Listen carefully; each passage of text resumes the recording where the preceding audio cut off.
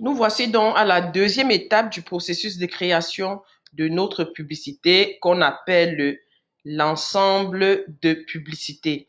Donc ici déjà pour commencer, Facebook nous demande si nous voulons faire une publicité dynamique. Les publicités dynamiques, ça veut dire que vous allez donner des titres, vous allez donner des textes et des images, plusieurs titres, plusieurs textes et plusieurs images.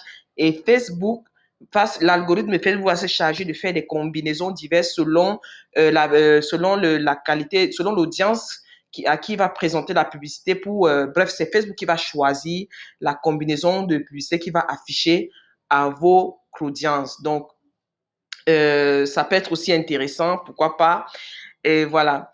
Ici, vous allez choisir le budget quotidien ou bien un budget global, c'est-à-dire pour toute la durée de votre campagne, ou alors vous voulez contrôler les coûts quotidiennement. Commencez par exemple avec un budget minimum, ce que je vous recommande. Commencez toujours avec un budget vraiment minimum. Vous testez et quand vous voyez que les résultats sont bons, là vous pouvez venir augmenter votre budget. Là, vous choisissez de la date de début et de fin ou tout simplement c'est vous qui allez désactiver autant pour moi la publicité le moment venu. Ici, c'est ici que vous définissez votre audience. Vous allez voir dans les vidéos suivantes comment est-ce que on crée l'audience. Voilà, c'est ici que vous allez donc paramétrer votre audience. Vous allez pouvoir créer une audience depuis cette interface-ci ou alors utiliser une audience enregistrée et sinon une audience personnalisée. Ça, on va le voir dans les vidéos suivantes ou bien peut-être que ces vidéos seront déjà, ou bien c'est dans les vidéos précédentes. Voilà, en tout cas, ces vidéos sont là. Vous allez voir tout ce qui concerne les audiences. Donc, choisir la localisation, la tranche d'âge et les ciblages avancés avec les intérêts, les comportements et les données démographiques, la langue. Ça, tout ça, c'est vraiment la configuration de l'audience.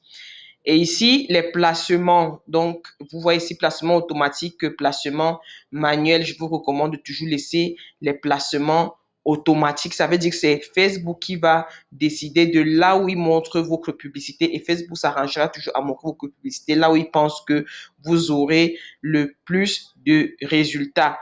Et sinon, vous pouvez choisir les placements manuels